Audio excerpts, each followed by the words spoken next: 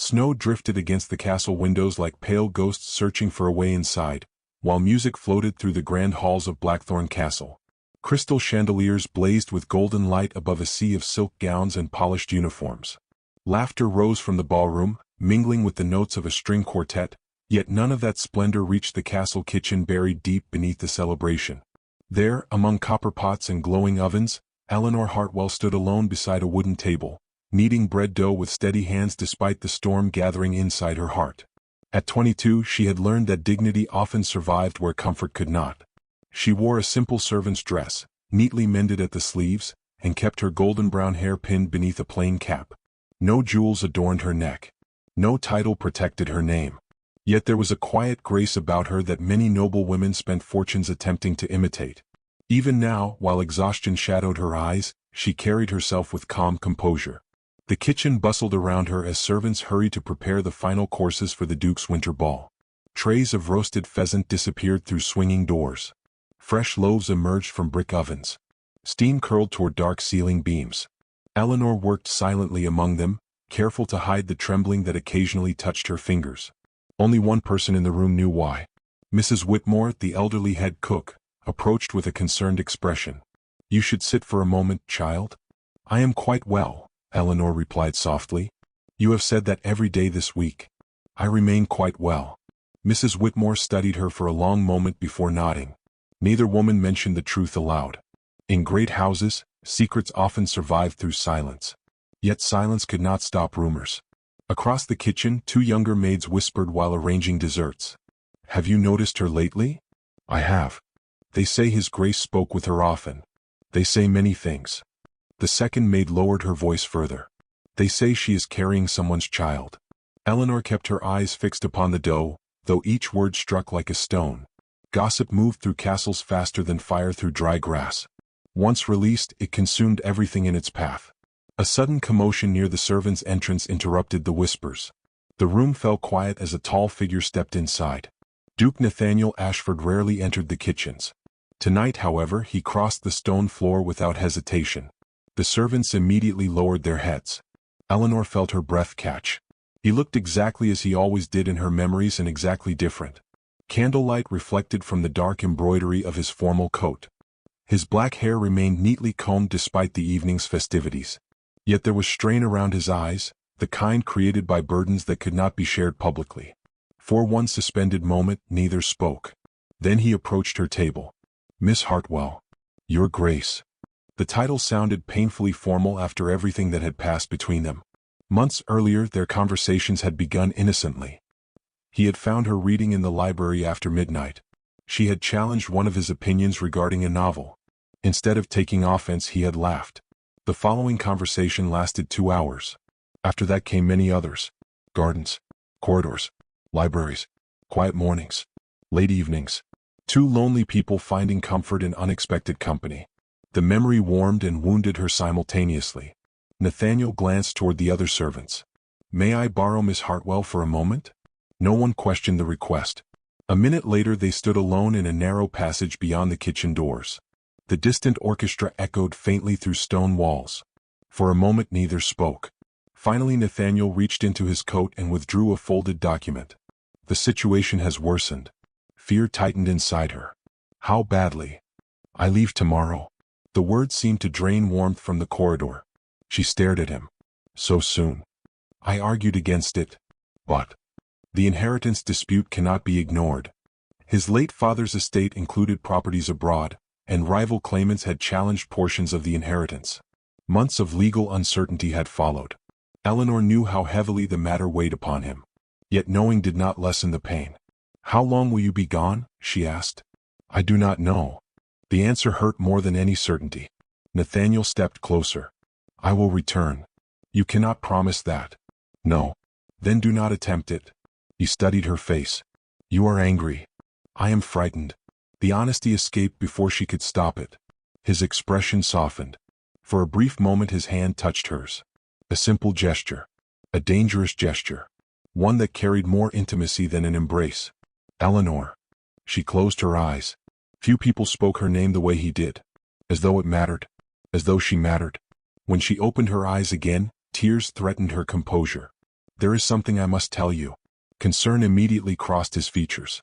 "What is it?" The words gathered inside her throat. She had rehearsed them countless times. None seemed sufficient. Finally she forced herself to speak. "I am expecting a child." Silence followed. Not shock. Not anger. Silence. Nathaniel stared at her. Then understanding appeared. Then astonishment. Then something she had not expected. Joy. Pure, unmistakable joy. A breath escaped him. "Eleanor." His voice broke slightly. She had spent weeks fearing this moment. Fearing disappointment.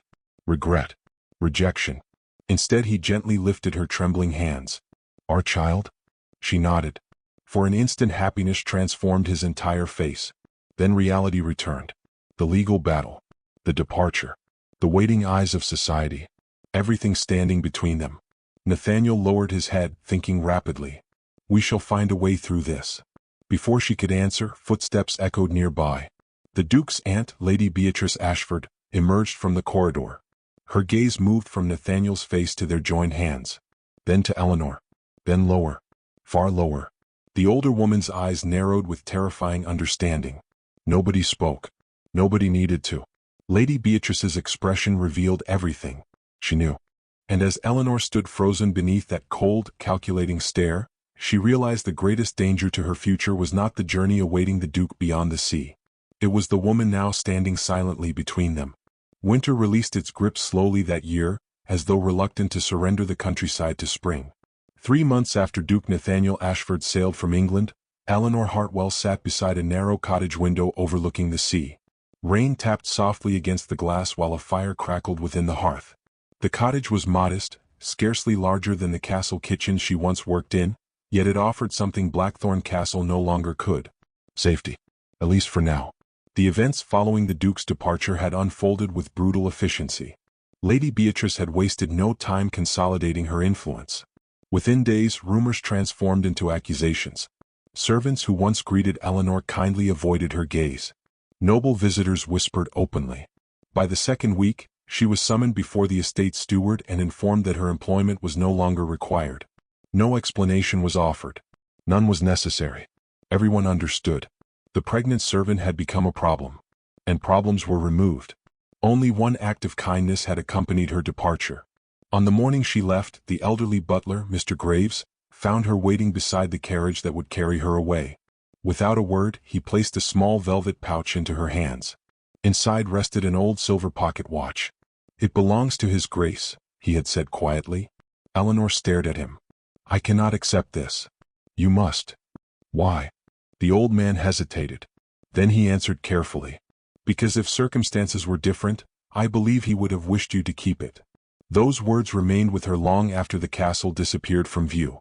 Now the watch rested upon the small table beside her chair. Its steady ticking filled the room. A reminder. A promise. Or perhaps merely a memory. Eleanor no longer knew which. A sudden pain tightened across her abdomen. She closed her eyes. The child would arrive soon. Very soon. Outside, waves crashed against distant rocks beneath a gray sky. The village of Saltmere possessed little beauty compared to Blackthorn's grand halls, yet its people cared less about titles and more about survival. Fishermen repaired nets. Children chased gulls across the shore. Shopkeepers opened their doors before dawn. Nobody asked many questions. That suited Eleanor perfectly. Weeks later, during a storm fierce enough to shake the cottage walls, her son entered the world. The labor lasted through the night. Wind howled beyond the windows. Rain hammered the roof. Yet when morning finally arrived, sunlight broke through the clouds and spilled across the small room where Eleanor held her newborn child. Everything else vanished. The gossip. The shame. The uncertainty. None of it mattered. The tiny boy sleeping against her chest mattered. Only him.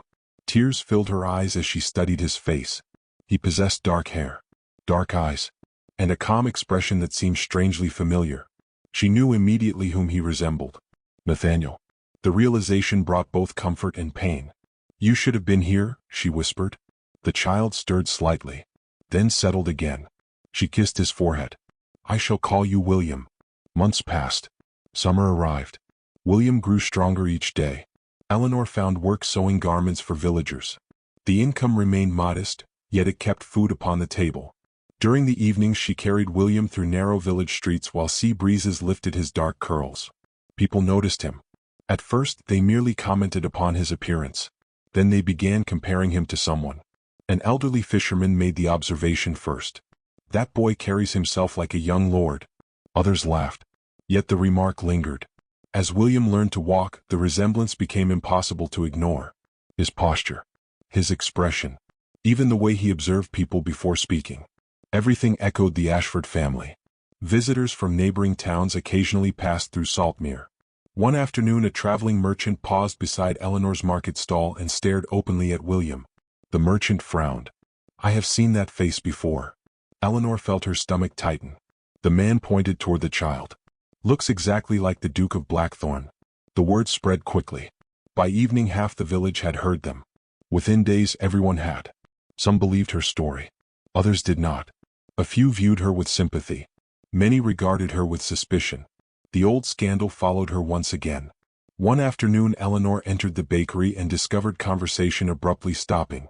The silence spoke louder than insults. On another occasion 2 women crossed the street rather than greet her. She endured everything quietly. For William's sake. Always for William. Autumn brought harsher challenges. Work became scarce. Money dwindled. Several times Eleanor considered selling the silver watch. Collectors would pay generously for such a piece. The funds could support them for months. Yet whenever she held it in her hands, she could not bring herself to part with it. The watch represented more than silver. It represented truth. Proof that her memories were real. Proof that she had not imagined those stolen conversations in libraries and gardens. Proof that someone once cared. So she kept it, even when hunger threatened. Even when common sense argued otherwise. Meanwhile, far beyond Saltmere, Nathaniel remained trapped abroad. Legal disputes multiplied. Court hearings dragged endlessly onward. Letters traveled slowly across oceans. Still he wrote. Again and again. Every few weeks another letter departed for England. Each contained the same questions. Where was Eleanor? Was she safe? Had anyone heard from her? The replies eventually arrived. Brief, polite, empty. Lady Beatrice assured him that Eleanor had chosen to leave the estate voluntarily. She claimed nobody knew her whereabouts. Nathaniel wanted to believe the explanation. Yet something felt wrong. Each response seemed carefully written, carefully limited, carefully incomplete. The unease persisted. One evening, nearly 18 months after his departure, he returned to the townhouse where his legal representatives stored family records. A final hearing approached. Exhausted and frustrated, he began reviewing correspondence personally. Hours passed. Midnight arrived. Candles burned low. Then he discovered something. Hidden inside a locked cabinet. A bundle of letters. His letters. Unopened. Undelivered. Dozens of them.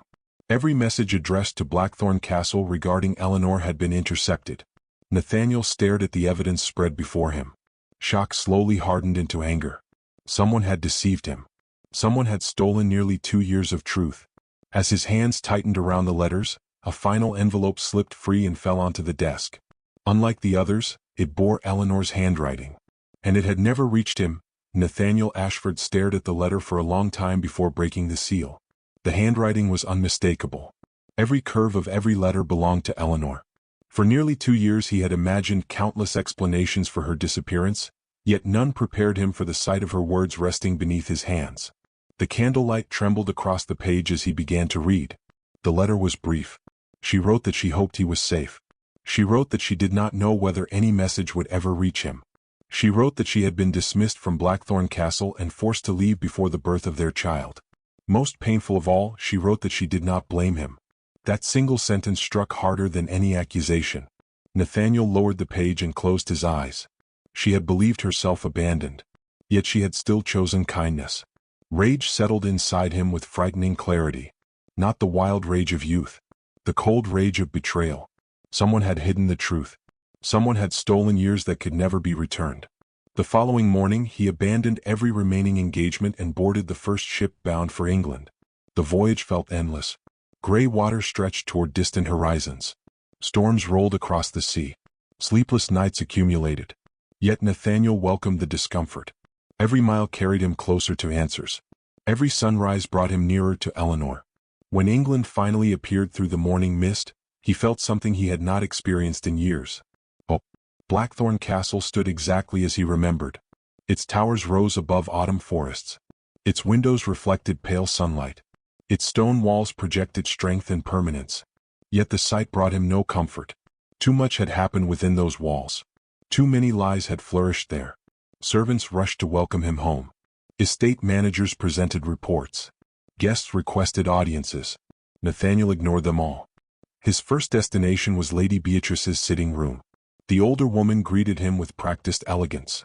"My dear nephew, where is Eleanor Hartwell?" The direct question fractured her smile. "I am surprised you still concern yourself with that unfortunate matter. Answer me." Lady Beatrice folded her hands. "She departed years ago." "Where?" "I do not know." Nathaniel placed Eleanor's letter upon the table. For the first time, genuine unease crossed his aunt's face. "You told me nobody knew her whereabouts." "That was my understanding." "You intercepted my letters." Her silence confirmed everything. Nathaniel's voice remained calm. Dangerously calm. "You allowed me to believe she vanished. You were facing important responsibilities. I was facing fatherhood."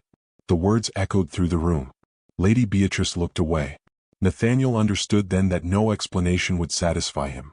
No justification could restore what had been stolen. Without another word, he turned and left. The search began immediately. Old servants were questioned. Former estate workers were located. Travel records were examined. Small clues emerged gradually. A carriage driver remembered transporting a young woman toward the coast. A former maid recalled hearing the name Saltmere. An innkeeper remembered a pregnant traveler carrying a silver watch. Piece by piece, the trail appeared. 3 days later, Nathaniel rode through the narrow streets of the seaside village. Salt air drifted across the harbor. Fishing boats rocked gently against wooden docks. Children chased gulls between cottages painted by years of wind and weather. Everything seemed ordinary. Yet somewhere within this village lived the woman he had not seen in nearly 2 years. And perhaps a child he had never met. The realization tightened his chest. Directions eventually led him toward a small cottage overlooking the sea. Wildflowers grew beside the path. Smoke drifted from the chimney. A simple wooden gate guarded the front garden. Nathaniel stopped his horse beneath a nearby tree. For several moments he merely watched. Then the cottage door opened. Eleanor stepped outside carrying a basket. The sight stole his breath. Time had changed her. Not diminished her. Changed her. She appeared stronger somehow. More self-contained. More certain of herself. Yet traces of old sadness lingered within her eyes. Nathaniel felt an overwhelming urge to cross the distance immediately. Instead he remained still. Because another figure emerged behind her. A small boy. Perhaps 18 months old. Perhaps a little older. The child carried several pieces of firewood clutched proudly against his chest. Eleanor laughed softly and helped him balance the load.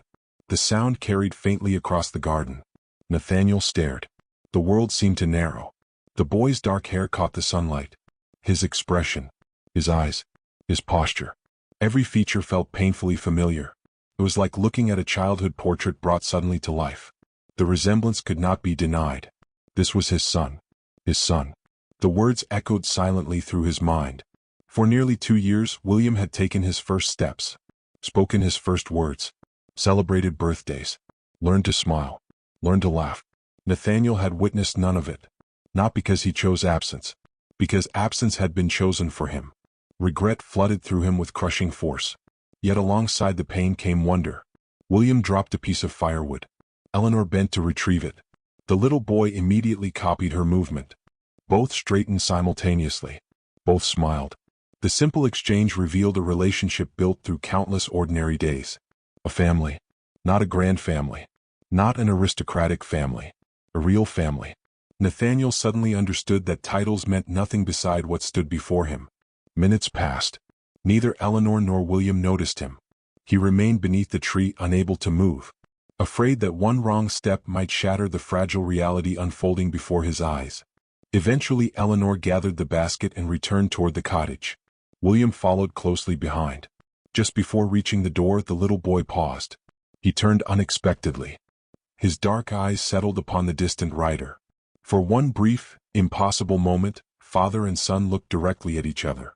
Then William smiled. And Nathaniel realized he no longer possessed the strength to remain hidden. He dismounted from his horse and walked toward the cottage door. Eleanor opened the cottage door and immediately froze. For a moment neither she nor Nathaniel seemed capable of movement. The sea breeze stirred loose strands of her hair while evening sunlight stretched across the garden behind him. 2 years of absence stood between them like an invisible wall. Countless unanswered questions lingered in the silence. Neither knew where to begin. William solved the problem first. The little boy stepped forward curiously and peered around his mother's skirts. "Hello," he said. Nathaniel's composure nearly broke. He had imagined this meeting throughout the journey home. He had prepared speeches, explanations, apologies. Yet one simple greeting from his son reduced every rehearsed word to nothing. "Hello," he answered quietly. William smiled. Eleanor lowered her gaze briefly before stepping aside. "You should come in." The cottage felt warm compared to the cool evening air. Firelight flickered across stone walls. A kettle simmered gently above the hearth. The room remained modest, yet every object reflected care and effort. Nathaniel noticed small toys carved from driftwood near the fireplace. Children's books rested upon a shelf. Fresh flowers stood beside the window. Evidence of a life built without him. The realization carried both admiration and sorrow. William quickly claimed a wooden horse from the floor and began pushing it across a rug. Meanwhile, Eleanor poured tea into 3 cups. Neither adult spoke immediately. The silence was not hostile. It was fragile. Finally, Nathaniel placed Eleanor's letter upon the table. "I found it." Her hands stopped moving. For a moment she simply stared. Then understanding slowly crossed her face. "You received it?" "Not when it was written." His expression hardened. "It was hidden." Eleanor lowered herself into a chair. The truth settled between them. All the missing years. All the unanswered questions. The confusion suddenly possessed a shape. Nathaniel explained everything. The intercepted letters. The false reports. The deception. As he spoke, Eleanor's eyes filled with emotion she struggled to conceal. "You wrote to me?" she whispered. "Constantly." The answer seemed to wound and heal simultaneously. "I believed you had forgotten." "I never forgot."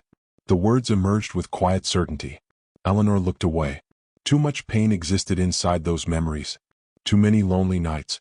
Too many moments wondering whether she had imagined his affection.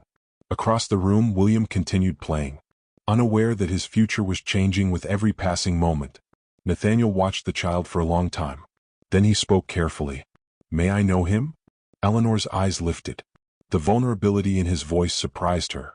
Nathaniel Ashford possessed wealth, influence, and status beyond imagination.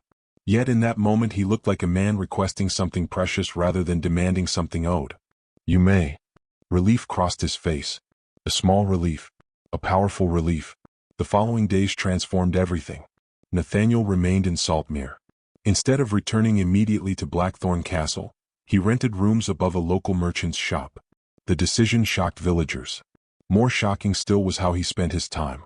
Each morning he visited the cottage. Each afternoon he accompanied William along the shore. Each evening he returned for supper. Slowly, cautiously, father and son began discovering one another. William adored horses. Nathaniel taught him how to approach them safely. William loved stories. Nathaniel spent hours reading beside the fire. William asked endless questions. Nathaniel answered every one. The little boy accepted him with the uncomplicated trust unique to childhood. For William, the Duke was simply a man who listened. A man who stayed. A man who always returned the next day. For Nathaniel, every moment felt simultaneously joyful and heartbreaking. He celebrated milestones already missed. He learned favorite foods, favorite games, favorite songs. All the small details fathers should know. Each discovery reminded him of time stolen beyond recovery. One afternoon they stood beside the harbor watching fishing boats return. William slipped his tiny hand into Nathaniel's. The gesture lasted only seconds. Yet Nathaniel felt its impact long afterward. No title he possessed had ever felt more valuable. Meanwhile, the village watched closely. Saltmere rarely experienced excitement. The presence of a duke created endless conversation. Some residents approved. Others remained suspicious. Rumors multiplied. Soon newspapers carried stories beyond the village. Articles described an aristocrat spending his days with a former servant and an illegitimate child. Society responded exactly as expected. Mockery followed. Criticism followed. Condemnation followed. Letters arrived at Blackthorn Castle urging Nathaniel to protect the family's reputation. Several influential families quietly withdrew marriage proposals that had once seemed inevitable. His advisors expressed concern. Estate managers offered warnings. Friends suggested caution. Nathaniel ignored all of them. One evening he sat beside Eleanor outside the cottage while sunset painted the sea gold and crimson. The sky seemed endless. The air carried the scent of salt and distant rain. For several minutes they watched the horizon in silence. Then Eleanor spoke. "Do you regret it?" Nathaniel turned toward her. "Regret what?" "Coming here." The question revealed more fear than she intended. Fear of disappointment. Fear of abandonment. Fear that happiness might vanish as suddenly as it had appeared. Nathaniel considered his answer carefully. Then he looked toward William, who chased seabirds across the sand below. "I regret only that I arrived too late." Emotion flickered across Eleanor's face. She quickly looked away. Yet the wall between them weakened. Not dramatically. Not completely. But enough. Days later a formal invitation arrived from London. A spring gathering hosted by some of the most powerful families in England. Attendance was expected. Nathaniel read the letter once before folding it closed. Then he carried it directly to the fireplace. Eleanor watched in surprise. "You are not going?" "I am." He tossed the invitation into the flames. Fire consumed the paper instantly. But not alone. Her breath caught. Nathaniel's gaze remained steady. "I spent 2 years allowing others to decide what mattered." The words hung in the room. Powerful. Deliberate. Final. "I do not intend to make that mistake again." News of his decision spread quickly. Faster than either expected. By the end of the week, whispers moved through drawing rooms, ballrooms, and country estates across England. The Duke of Blackthorn intended to appear publicly with Eleanor Hartwell and the child. Some called it madness. Others called it scandal. Lady Beatrice called it disaster. And as Nathaniel prepared for the journey to London, a sealed letter arrived from Blackthorn Castle bearing his aunt's crest. Inside rested a single message. If he appeared with Eleanor before society, she would reveal a secret capable of destroying everything. The letter remained on the table long after Nathaniel finished reading it. Firelight flickered across the seal bearing Lady Beatrice's crest while silence settled over the cottage. Eleanor watched him carefully. She had spent years learning how to recognize danger before it arrived. Whatever his aunt intended, it was not an empty threat. William sat on the floor nearby, arranging carved wooden animals in a crooked line. His small world remained untouched by schemes and scandals. Watching him, Eleanor felt a familiar surge of protectiveness. "What secret?" she finally asked. Nathaniel folded the letter. "If she possessed anything capable of destroying us, she would have used it already." "You sound certain." "I know my aunt." Yet even as he spoke, doubt lingered beneath the confidence. Lady Beatrice rarely acted without preparation. That alone made her dangerous. 3 days later, their carriage entered London. Rain had washed the city clean during the night, leaving streets gleaming beneath pale spring sunlight. Elegant townhouses lined broad avenues. Carriages crowded the roads. Gentlemen in tailored coats and ladies in silk gowns moved through the city with practiced sophistication. For Eleanor, the return to aristocratic society felt strangely unreal. 2 years earlier she had left Blackthorn Castle in humiliation. Now she entered London beside the Duke himself. Yet she understood that appearances could change quickly. Respect was often conditional. Acceptance even more so. The evening of the gathering arrived beneath a sky filled with silver clouds. Hundreds of lamps illuminated the grand residence hosting the event. Music drifted from open windows. Servants hurried through marble corridors carrying crystal glasses and silver trays. The moment Nathaniel stepped from the carriage, conversations began. The moment Eleanor followed, whispers multiplied. And when William emerged holding his mother's hand, the room seemed to hold its breath. Every eye followed them. Some expressions revealed curiosity. Others revealed disapproval. Many revealed calculation. Nathaniel noticed all of it. Ignored all of it. His hand remained steady against Eleanor's back as they entered the ballroom. The gesture seemed simple. It was not. It announced everything. The orchestra continued playing, yet the atmosphere shifted. Noblemen who once greeted Nathaniel warmly hesitated. Several women exchanged meaningful glances. Elderly dowagers raised jeweled lorgnettes. The scandal had arrived. And it had arrived smiling. William remained remarkably calm. His attention focused entirely upon the enormous crystal chandelier hanging above the ballroom. "It looks like stars," he whispered. Nathaniel followed the child's gaze. "Better than stars." William frowned thoughtfully. Nothing is better than stars. The answer nearly made Nathaniel laugh. Eleanor saw the moment and felt something soften inside her. For the first time in years, happiness no longer felt temporary. Then Lady Beatrice arrived. The older woman entered the ballroom surrounded by influential guests. Her dark gown reflected authority rather than elegance. Her expression revealed neither anger nor fear. That troubled Nathaniel more than open hostility. Lady Beatrice approached calmly. "You have chosen spectacle. I have chosen honesty." She glanced toward Eleanor, then toward William. The faintest smile touched her lips. A dangerous choice. Nathaniel met her gaze. "Proceed." Several nearby conversations faded. People sensed confrontation approaching. Lady Beatrice removed a folded document from her reticule. "Before everyone celebrates this touching reunion, perhaps they deserve the truth." The ballroom grew silent. Eleanor's pulse quickened. Nathaniel remained motionless. Lady Beatrice unfolded the paper. "This document records a substantial transfer of funds made shortly before Eleanor Hartwell's dismissal from Blackthorn Castle." Murmurs spread instantly. The older woman continued. "It appears Miss Hartwell accepted money in exchange for her silence." Shock moved through the crowd. Eleanor stared at the paper. She had never seen it before. Nathaniel extended his hand. "May I?" Lady Beatrice surrendered the document confidently. Nathaniel examined it, then examined it again. His expression changed. Not toward alarm. Toward recognition. Very slowly he looked up. "This is a forgery." The room erupted with whispers. Lady Beatrice's confidence faltered for the first time. Nathaniel raised the paper. "The signature belongs to my late father's accountant." He turned toward several prominent guests. "Unfortunately for my aunt, the accountant died 6 months before this document was supposedly created." Silence crashed through the ballroom. Complete silence. Lady Beatrice's face drained of color. Nathaniel continued. "Did you truly believe nobody would notice?" The older woman opened her mouth. No words emerged. At that precise moment another voice interrupted. "I noticed." Heads turned. An elderly gentleman stepped forward from the crowd. Mr. Graves, the former butler. Time had whitened his hair further, yet his posture remained dignified. Nathaniel's surprise showed briefly. The old man bowed. "I feared this moment might come." Lady Beatrice looked genuinely alarmed now. Mr. Graves produced a small leather packet. "For 2 years I have protected these." Nathaniel accepted the packet. Inside rested dozens of letters. Every letter Lady Beatrice had hidden. Every letter she had intercepted.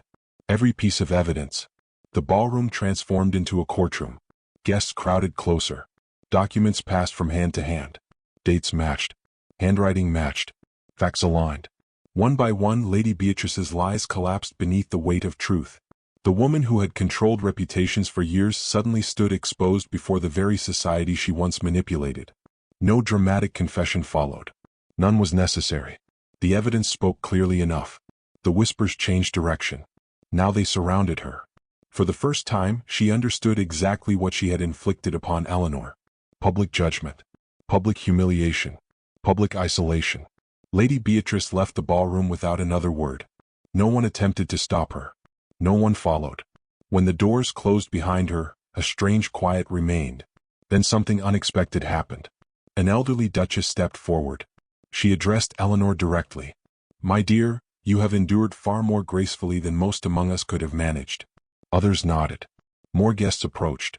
Not because scandal had disappeared, but because truth had emerged. And truth possessed a power gossip never could. Hours later, after the gathering ended, Nathaniel requested that their carriage make one final stop before returning home. Blackthorn Castle waited beneath moonlight. The great building appeared unchanged. Yet everything felt different. Together they walked through silent corridors. Past libraries. Past drawing rooms. Past memories. Eventually Nathaniel opened a familiar door. The kitchen. The very room where their story had begun. The room where she had once stood alone while whispers surrounded her. The room where fear had first entered her life. Eleanor looked around slowly. Copper pans still hung from the walls. The massive ovens remained unchanged. Time seemed suspended. Nathaniel stepped forward. Then, before she could speak, he lowered himself onto one knee. The gesture stole her breath. Not because he was a duke. Because he was Nathaniel. The man she had loved before titles mattered. The man she had lost. The man who had found his way back. William watched with wide eyes. Nathaniel reached into his coat. The silver pocket watch rested in his hand. The same watch that had followed them through every hardship. The same watch that had preserved hope when little else remained. "I should have given this to you properly years ago," he said softly. Emotion thickened Eleanor's throat. Nathaniel looked directly at her. "I cannot recover the years stolen from us." His voice remained steady. "I cannot change what happened." He took her hand. "But I can choose what happens next." Tears filled her eyes. The kitchen blurred. The world narrowed. Only his words remained. "Eleanor Hartwell, will you become my wife?" For a moment she could not answer. Then William tugged gently at her sleeve. His small face shone with hopeful excitement. And suddenly Eleanor realized something extraordinary. The family she had spent years protecting already stood together before her. The Duke had searched half a world for them. She had survived every storm to keep them safe. Now nothing remained between them except a single word. Smiling through tears, she finally gave it. Yes. And for the first time since the winter night that changed everything, Blackthorn Castle truly felt like home.